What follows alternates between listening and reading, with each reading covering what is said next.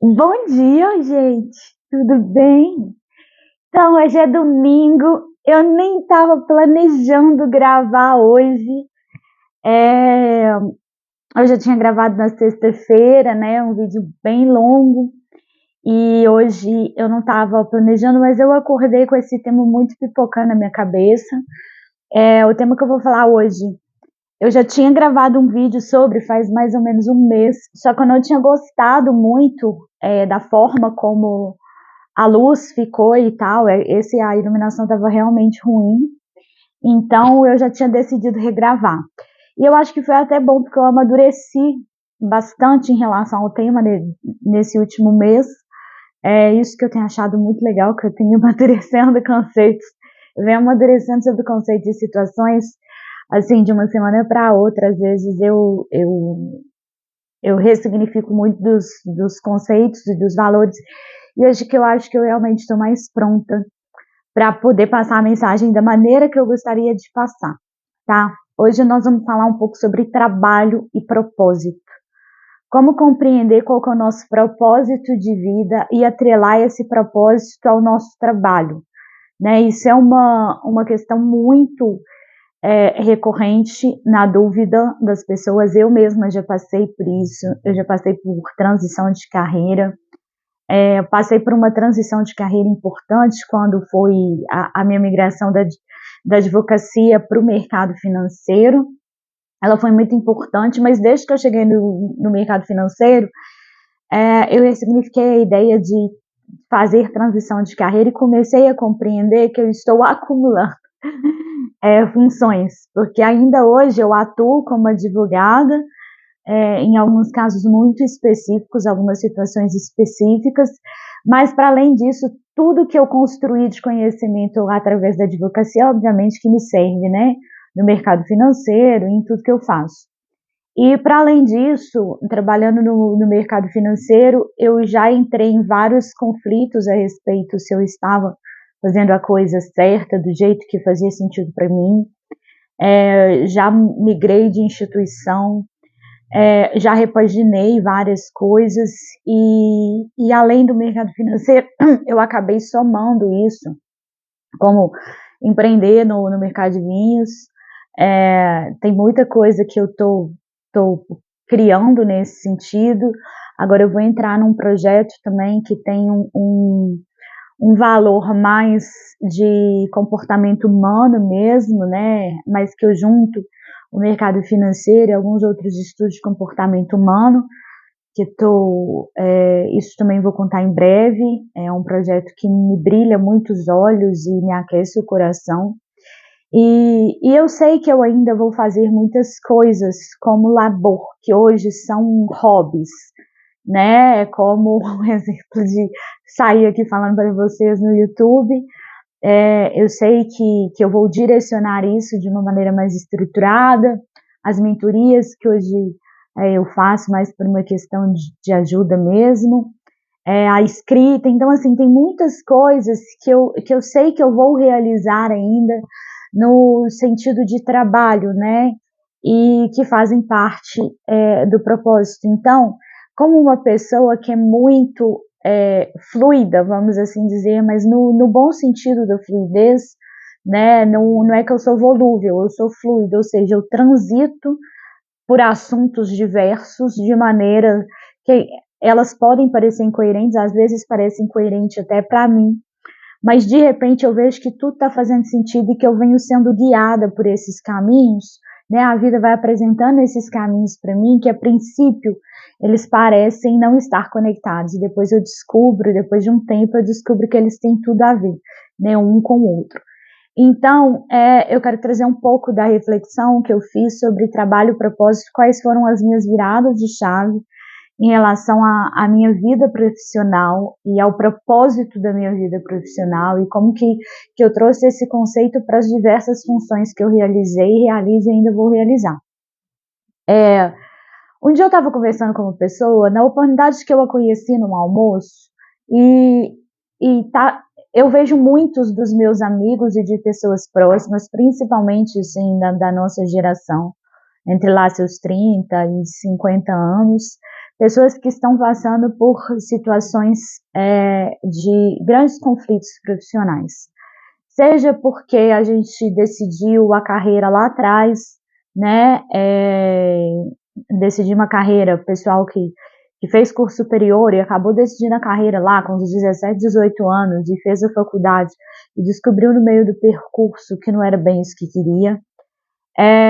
Seja porque as pessoas estão ainda dentro das carreiras, mas elas ainda não conseguiram se entender dentro da carreira, gostam da profissão, mas não gostam da maneira como executam a profissão. Foi o que aconteceu comigo na advocacia.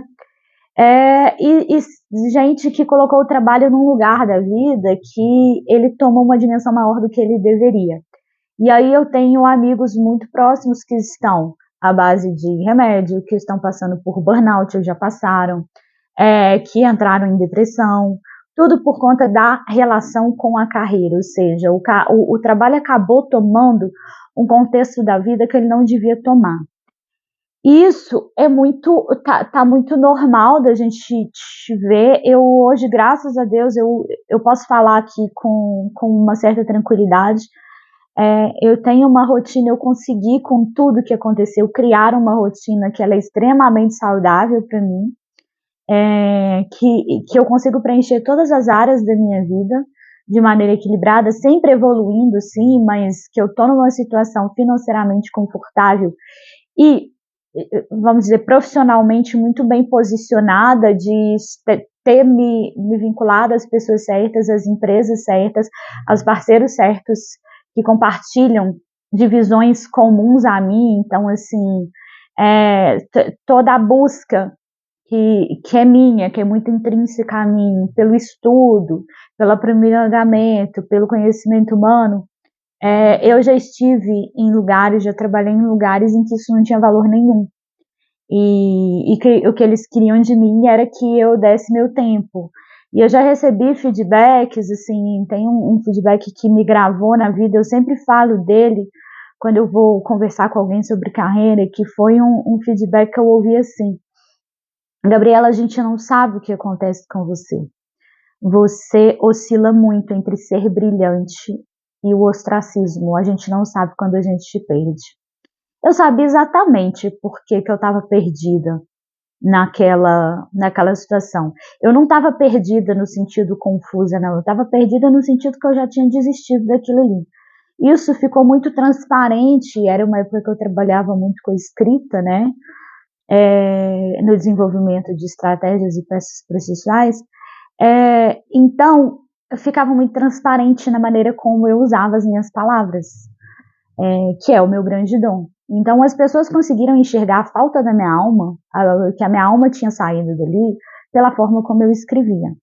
Eu achei isso muito poderoso. Isso é uma coisa, já tem bastante tempo, anos que eu recebi esse feedback. Eu sempre menciono ele, assim, e ele tem muito a ver com essa separação do que é o trabalho, o que é o propósito. Obviamente que se eu tivesse sido colocada nos conflitos que ocorreram comigo naquela situação que fez a minha alma se perder daquele lugar, ou seja, desistir daquela situação, a minha reação hoje seria outra e eu não teria ouvido o feedback de que eu oscilava entre ser brilhante e entre ser apática. Porque eu não ia visitar o campo da apatia.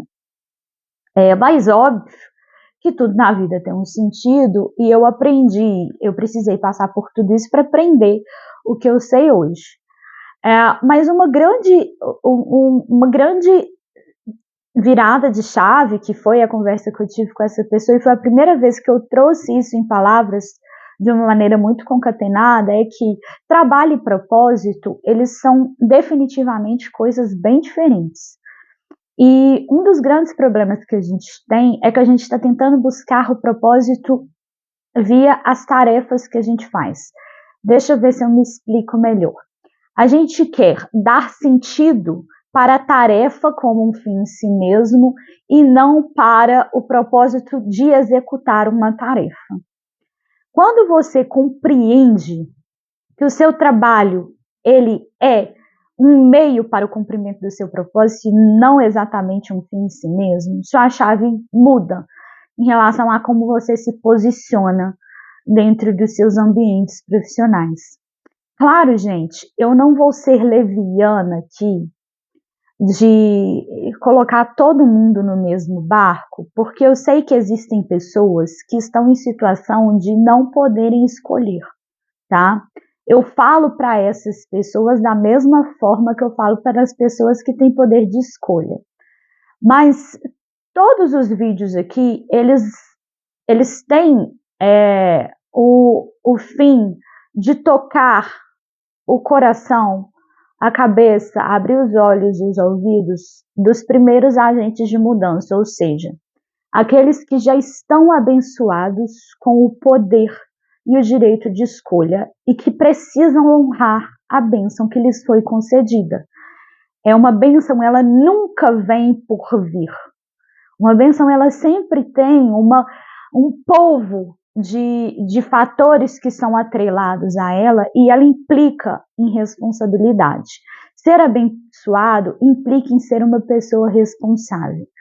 Então, eu sei que vão ter pessoas que sentem que não têm o poder de escolha e efetivamente não tem hoje. E não é que o discurso não sirva para vocês, vai servir exatamente da mesma forma e os exemplos que eu vou dar vão tornar isso claro. Mas é porque eu sei que tem muita gente próxima de mim, que eu não posso nem falar, né, diretamente, que eu sei que tem o poder, a liberdade de escolha, mas no entanto sentem que não. Porque ficaram presos em algum lugar mental ali que colocou elas na roda dos ratos e essas pessoas estão tentando se medicar de uma coisa que elas nem precisam. Então eu vou falar, eu acho que de fato eu estou começando a ficar um pouco mais ousada sobre as coisas que eu digo, que eu só digo na intimidade mesmo, pessoas que eu confio muito, mas enfim, se está vindo para mim, está me dando um ímpeto de falar, eu sei que eu estou guiada. Então, o papo aqui hoje, ele é bonito, mas ele é sério. Ele é sério porque eu acho que a gente está muito perdido. E não no perdido nos dois sentidos, de estar confuso e de ter desistido. De compreender efetivamente o que é o propósito da vida. No meu vídeo da Páscoa, eu falei sobre o reino dos céus e a obstinação em servir. Né? Eu achei muito engraçado porque há anos eu tenho um pouco essa ideia na cabeça, quase como se fosse intuitiva, e eu não tinha lido isso de uma maneira, o que o reino dos céus era exatamente isso, ou coisa em lugar nenhum. Eu senti por intuição também, né, a minha intuição, que o meu eu superior que me guia, que tinha chegado o momento de eu estudar a Bíblia. Porque agora eu já tinha conhecido os ensinamentos crísticos de outras fontes, então eu ia ler a Bíblia com um olhar mais aberto, menos literal. E tenho feito isso, e tudo isso que eu venho falando sobre o reino dos céus e a obstinação em servir, em atender ao bem maior, está lá em diversas passagens. Até uma amiga minha que me propôs que a gente fizesse um estudo bíblico, eu não sei, eu vou pensar ainda sobre se isso faz sentido dentro dos meus projetos. Mas está lá, em diversas passagens, está muito claro que essa ideia do reino dos céus é atingir o propósito de vida, que é servir ao bem maior, a servir ao todo, né, a essa energia superior que guia, essa inteligência que guia o contexto da Terra. Esse é o propósito de todas as vidas, né? Faça tudo como se fosse para Deus, porque no fundo é exatamente isso que nós estamos fazendo. Então tudo que a gente faz, a gente está fazendo para Deus, com boa ou má vontade. E esse é o grande propósito das coisas. O que nós estamos fazendo é menos relevante do que a intenção e o propósito que a gente coloca no nosso ato de servir. Isso tem muito a ver com o trabalho e com a escolha de profissão e a forma como a gente se posiciona dentro da nossa vida profissional. Às vezes a gente tende a dar o significado do propósito a um cargo, a uma função, a uma realização específica. Isso não é precisamente errado. Sonhar grande, gente, não é errado não, é mais do que certo, sabe? Eu posso almejar o maior cargo da empresa que eu trabalho, eu posso almejar ser uma pessoa de sucesso, eu posso querer ter muito dinheiro, não há pecado nenhum nisso. Isso é natural do ser humano, crescimento. Mas existe o sentido do crescimento como o crescimento da sua essência, que é o crescimento e a colaboração que a gente traz para o mundo, e o sentimento da nossa satisfação de ego. E eu já falei aqui em algum vídeo, hoje a gente está vilanizando muito o ego, né, com a ideia de temos que matar o ego para a gente ascender, para a gente evoluir e tal. E não é precisamente o conceito de morte do ego. Sim, quando a gente vai estudando, a gente vai estudando aspectos espirituais, a gente compreende que livrar-se do ego e compreender-se como uma extensão de tudo é um processo evolutivo muito avançado. Mas se a gente tem um ego nessa vivência nossa de alma, é porque o ego é útil pra gente, é porque ele faz parte da nossa experiência. Um dia eu vou fazer um vídeo sobre o estudo que eu fiz do ego e as respostas que eu cheguei sobre o conceito da maldade, da razão da existência da maldade humana. Na verdade, eu já tenho esse vídeo gravado, mas então também vou regravar ele, pelo mesmo motivo, de forma e iluminação.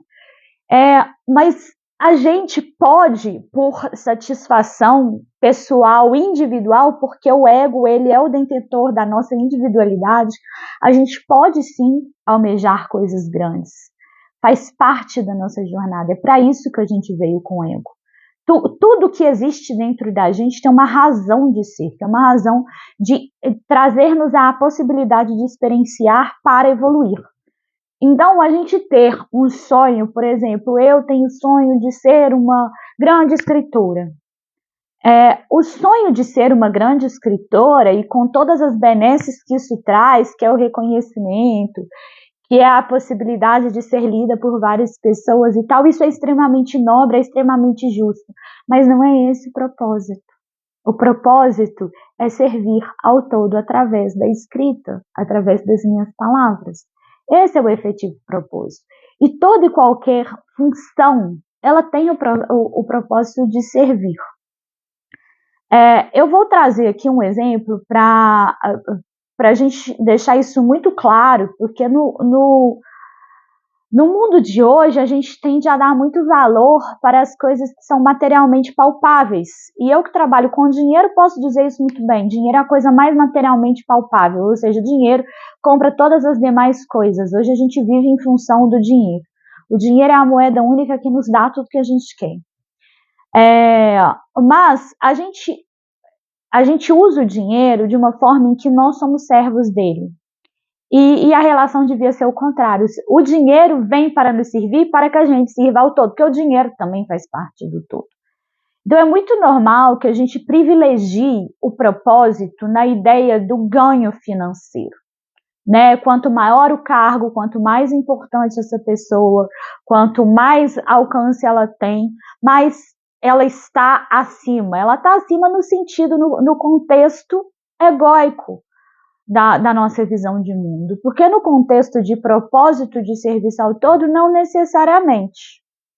Vou usar o caso dos garis, e se algum dia algum gari acabar chegando nesse vídeo, eu vou primeiro dizer que eu honro muito a profissão de vocês e a coragem de vocês de escolher este servir. Tá? E eu falo escolher na alma de vocês, porque o ego de vocês às vezes pode pensar que não teve escolha. E eu imagino que raríssimos os egos, vou usar que nenhuma pessoa nasce com um desejo individual e egóico de se tornar um gari. Tipo, o sonho da minha vida é ser um gari, é correr atrás de um caminhão, atrás do lixo que todos os outros seres humanos produzem. Eu imagino que esse não seja o grande sonho de 99,9% das pessoas. As pessoas, principalmente depois que as pessoas já passaram pela doutrinação. Que eu até já vejo, às vezes é bonitinho, você vê que crianças muito pequenininhas que elas gostam da alegria, do gari, a endorfina da profissão acaba trazendo para eles muita alegria. Isso é conhecido aqui no Brasil. Mas assim, depois que a pessoa é doutrinada sobre as regras da Terra, ser gari não é o grande sonho de vida. Ela pode se conformar, ela pode ser grata que aquilo paga as contas dela, mas dizer que aquele é o grande sonho de vida do ego dela, não é. No entanto,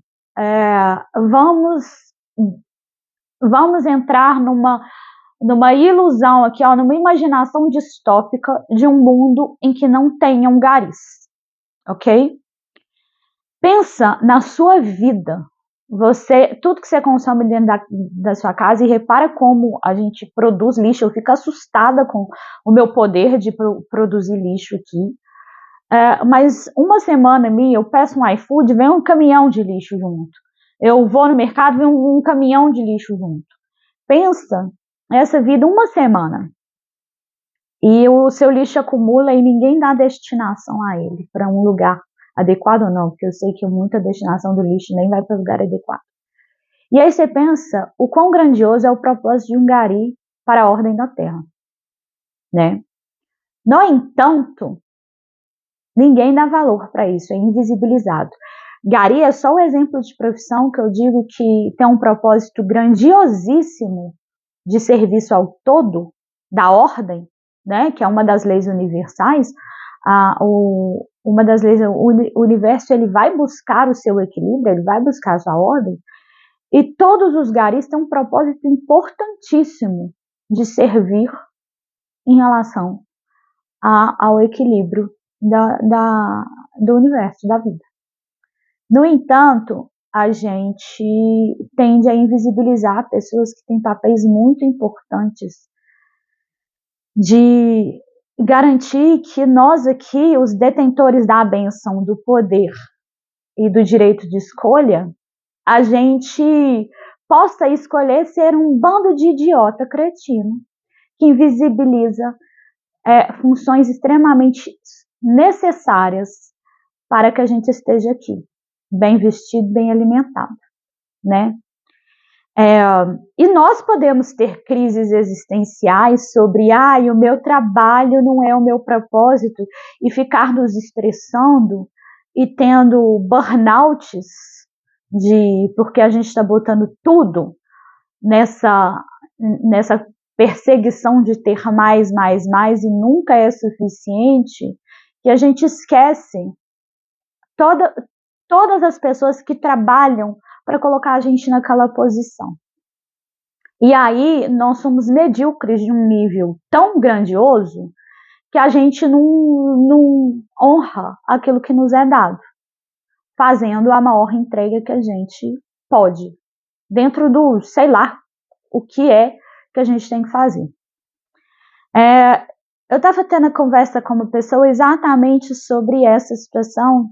Eu vou ter uma licença poética para contar esse caso com adaptações que eu fiz para que ele não seja identificado, né? Eu sempre eu uso exemplos reais, mas eu poupo as pessoas envolvidas para que a exposição delas não é o caso aqui, mas todo mundo é muito rico para contribuir com as próprias histórias, né? Então eu tomo licença poética para mudar a história, para ela ficar um pouco mais íntima, né? Respeitando a privacidade.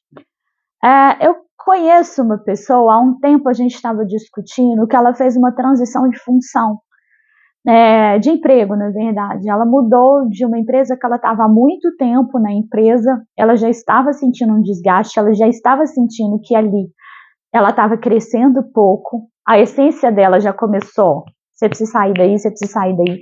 Ela estava numa situação extremamente confortável, ou seja, já tinha uma carreira consolidada, já tinha uma posição bem valorizada, assim, dentro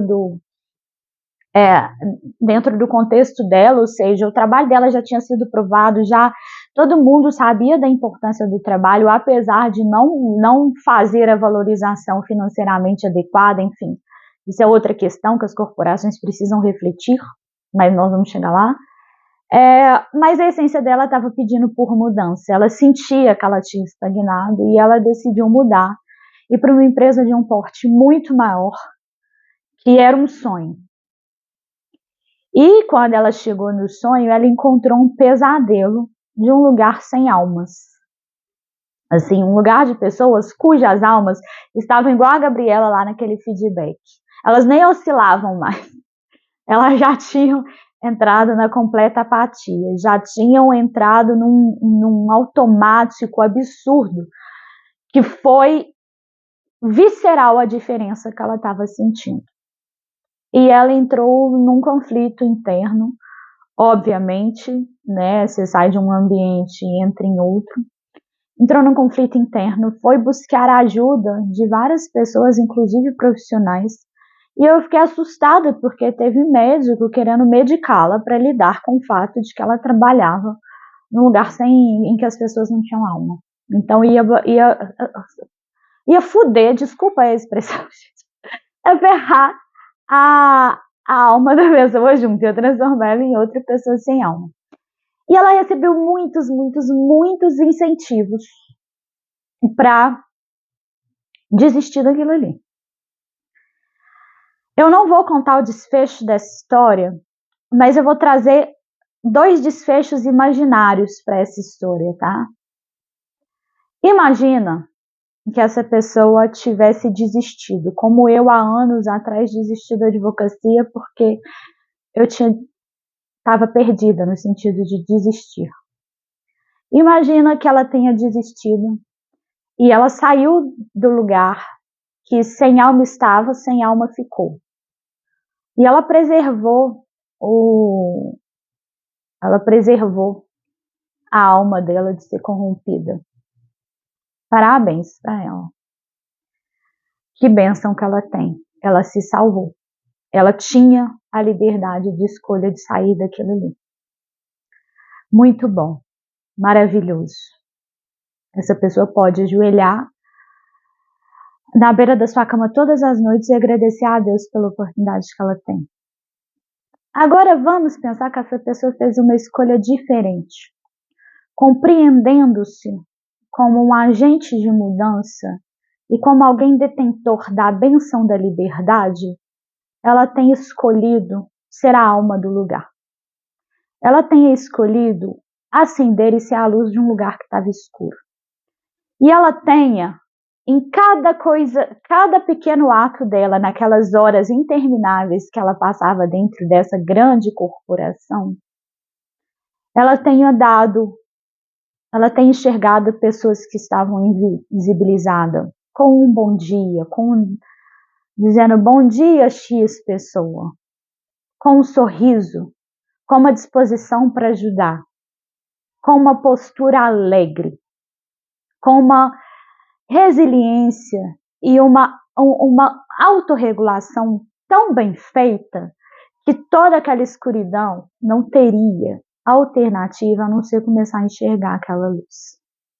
Imagina quantas pessoas, quantas vidas não poderiam ter sido transformadas se essa pessoa tão abençoada, né, é abençoada porque ela merece, mas que ela também tem uma responsabilidade, tivesse tomado a decisão contra-instintiva, mas obviamente intuitiva, de ser um agente de mudança num lugar que estava perdido.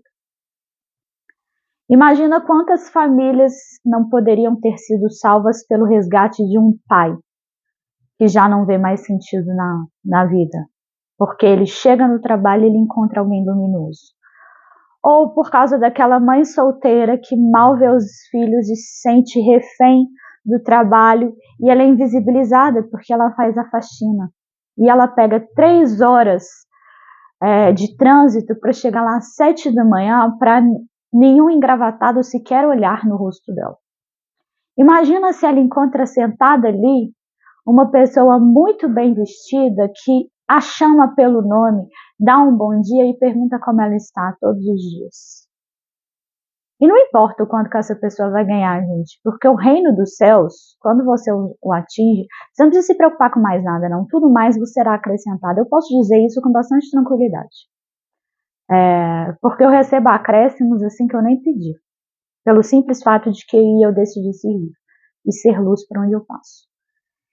Então, quando a gente pensa em propósito e carreira, a gente fica tentando enfiar o nosso propósito dentro da nossa tarefa. E não tem absolutamente nada a ver com isso. Você pode fazer o que você gosta, você pode buscar a profissão que você quiser. Essa pessoa, no meu desfecho imaginário de história, ela pode ter decidido permanecer ali por um tempo em que ela fosse efetiva contribuição e buscasse um crescimento e decidisse seguir a jornada dela depois de ter tocado tantas vidas. Não porque ela desistiu, mas porque chegou o momento dela de evoluir. Ou ela pode ter transformado o lugar de tal maneira que o lugar ganhou sua alma de volta e aí ela pensou que ali ela ainda teria muito mais para conquistar. Então, essa história imaginária, baseada num fato real, ela me traz a reflexão de o que nós estamos fazendo e quais estão sendo as motivações das nossas decisões profissionais. Se a gente vincula o nosso trabalho, a função que a gente executa, como um fim em si mesmo, ou seja, eu sou uma advogada, então assim, o que eu quero? Eu quero estar ali no escritório tal, vestindo roupa tal, trabalhando em casos tais. Esse é o fim da minha vida. Você nunca vai atingir o propósito através do seu trabalho. Você não entendeu que o propósito não é sobre isso.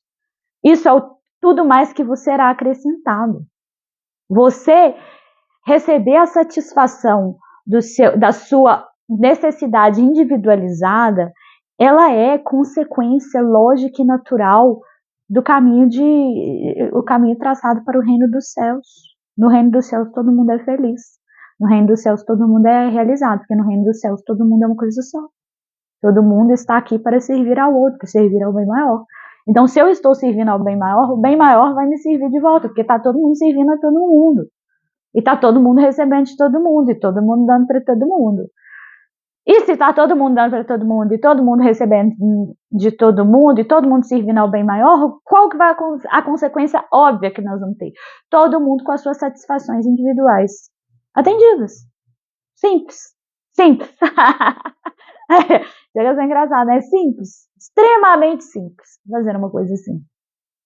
Mas a gente não percebeu que o propósito não tem nada a ver com o que a gente faz. Mas por que a gente está fazendo aquilo? E é para atender ao bem maior. E é para sermos fatores de soma em tudo que a gente executa. Não importa a função que a gente exerce. Mas se nós temos a bênção de ter as nossas necessidades básicas por uma inteligência do planeta, nós temos uma obrigação, mais do que moral, mas conosco mesmo, de nos responsabilizar por sermos um fator de soma ainda maior. Porque se a gente tem as nossas necessidades humanas, fisiológicas básicas atendidas, a gente tem algo que poucas pessoas têm atualmente. O direito de pensar, o direito de refletir, o direito de criar, o espaço para isso. E todo mundo que tem um espaço para criar, que pode escolher, tem uma obrigação de fazer uma escolha consciente para o atendimento do bem maior e não para o próprio.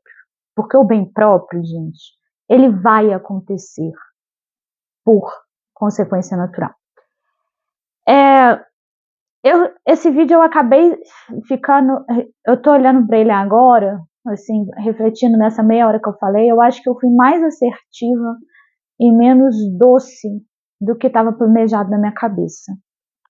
Mas eu tenho a sensação de que quando eu começo a falar aqui, principalmente que eu falo sem roteiro, sem nada, existe alguma sabedoria que está me guiando aqui, que sai. E eu acho que é porque